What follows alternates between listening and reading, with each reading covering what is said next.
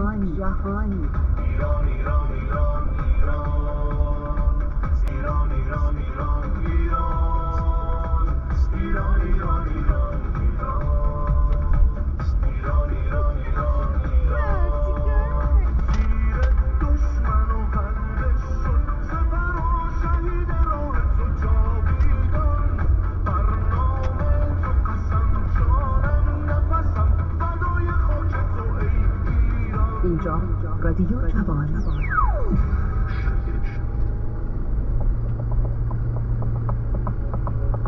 17 و نصفی هم دیگه، نصف چیزایی که بچه ها میخوان. خودشو بزرگ نشون بده. وقتی که استقلال اجتماعی رو به دست میاریم یا خیلی منتظرش بودیم که بهش برسیم، دیگه یه احساس بزرگی میکنه آدم.